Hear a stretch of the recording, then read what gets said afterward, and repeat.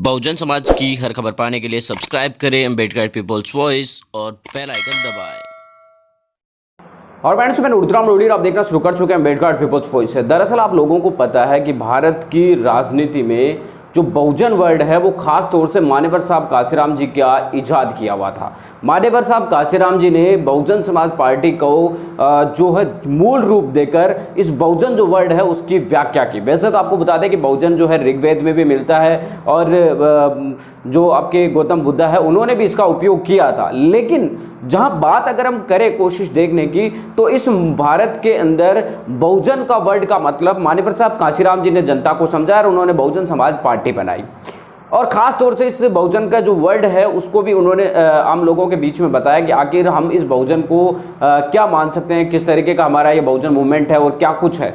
इन तमाम चीज़ों के बीच अगर हम समझने की कोशिश करें तो एक चीज़ साफ है कि भारत की राजनीति में मान्यवर साहब काशीराम जी के जाने के बाद इस बहुजन के अलग अलग संगठन बन गए। बहुजन समाज के नाम से बहुत सारे, एक नहीं बल्कि हजारों संगठन बन गए और बहुत सारे आज जो है अखबार भी उनके नाम से चले। लेकिन अच्छी बात है, इन तमाम चीज़ों के बीच अब जो वर्तमान समय है 21वीं सदी है, इस 21वीं सदी के बीच राजनीति प्रखर हो चुकी है।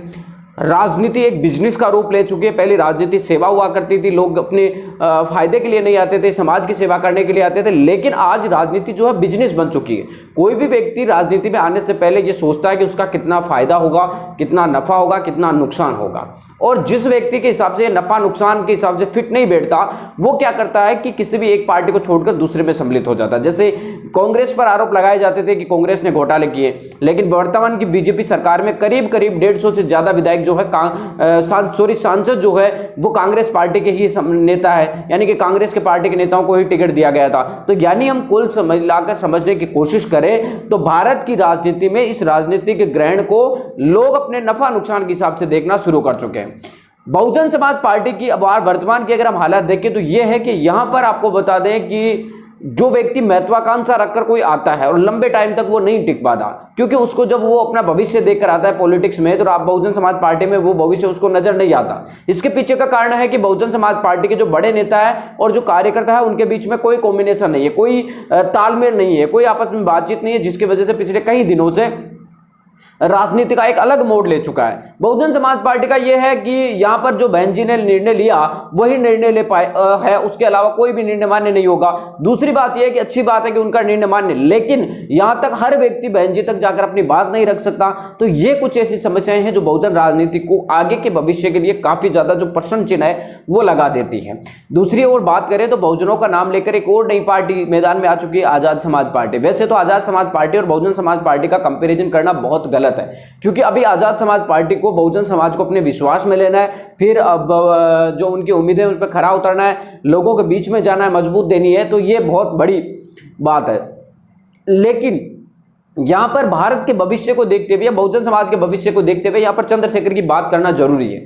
बात चंद्रशेखर की करें तो चंद्रशेखर आजाद की जो राजनीतिक पार्टी है अभी उसमें बहुत सारी खामियां हैं। इसके पीछे का कारण यह है कि चंद्रशेखर आजाद के पास एक मजबूत जो टीम होनी चाहिए उसकी पूरी तरीके से कमी है।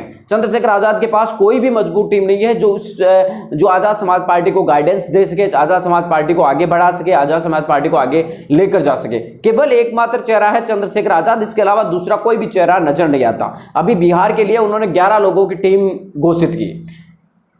इस 11 के अंदर करीब करीब 5 और ऐसे 4-5 नेता तो ऐसे थे, चंद्रशेखर आजाद को छोड़ दे तो 10 बच जाते, और इन 10 में से तो 5 नेता तो ऐसे थे जो बहुजन समाज पार्टी से चुनाव लड़ चुके और उनके 1000 नहीं 500 400 वोट आए हैं। उन लोगों को बिहार चुनाव जीतने की जिम्मेदारी दी गई है। यानी कि जो व्यक्ति खुद चुनाव लड़ता है और उसके 200-300 से वोट ज्यादा नहीं आते हैं, क्या वो किसी और पार्टी को मजबूती दे पाएगा? ये हालात भी है, वो बहुत ज्यादा सोचने की जरूरत है। और जो व्यक्ति अपने घर से ही नहीं निकला वो बिहार जाके बिहार के लोगों को समझा पाएगा, ये देखना भी बहुत ज्यादा दिलचस्प है। यानी कि अभी जो 11 की टीम बनाई है उसको देखिए तो चंद्रशेखर आजाद को पुनर्विचार करने की जरूरत है कि क्या अगर ये उनकी 11-11 जो टीम है ये उत्तर प्रदेश के अंदर चुनाव लड़ेगी, ये मध्य प्रदेश में चुनाव लड़ाएगी, ये बिहार में चुनाव लड़ाएगी, तो आप लोगों का भविष्य अभी भी बिल्कुल अधर में है। वो 11 की टीम तो किसी भी काम की नहीं है। चंद्रशेखर आजाद ये 2-3 लोगों को छोड़ दे तो बाकी आपको बता दें कि बहुजन समाज पार्टी या किसी और पार्टी के द्वारा निष्कासित नेता ही वहां पर नजर आ रहे हैं। तो यानी कि साफ देखा जाए तो चंद्रशेखर आजाद जी के पास ऐसा मजबूत चेहरा जो होना चाहिए वो नजर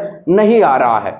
और बहुजन समाज पार्टी की जहां तक बात है तो बहुजन समाज पार्टी के हाथों से जिस तरीके से राज्य दर राज्य निकल रहे हैं उसको देखकर भी अगर लगे तो एक चीज साफ आती है कि बीएसपी को अब अपने विचारों पर सोचना होगा, यहाँ पर पुनर्विचार करना होगा बीएसपी को। एक तो ये कि जो महत्वाकांक्षा लोग आते हैं उनको जल्दी से जल्दी पार्टी में सम्मिलित करवाया जाए, उनको आगे प्रमोट किया जाए और उसके बाद थोड़े दिन बाद जैसे ही लगे कि ये खराब है तो शायद आप उन पर एक्शन ले सकते हैं, लेकिन एक बार के लिए वो पार्टी को अच्छी खासी जो ऊर्जा है वो इमेज दे सकता है। लेकिन एक कार्यकर्ता पार्टी में आता है और पार्टी में आने के बाद उसको कई दिनों तक ना तो उसको कोई पूछने वाला मिलता है, ना नेताओं के साथ उसका कोई तालमेल होता है, ना नेताओं के साथ उसकी बातचीत होती है, तो क्या होगा, वो आदमी निराश होकर पार्टी से बाहर चला जाएगा। और यही हालात बहुजन समाज पार्टी के साथ हो रहा है। मैं गारंटी के साथ कह सकता हूं कि अगर इसी हालातों के साथ चुनाव लड़ेंगे तो 2022 में बहुजन समाज पार्टी की इतनी राह आसान नहीं है। मिलेंगे इस नए वीडियो और नई अपडेटों के साथ, तब तक आपसे लेते विदा। लाइक कीजिए, कमेंट कीजिए, शेयर करना बिल्कुल ना भूलें अगर आपको वीडियो पसंद आया।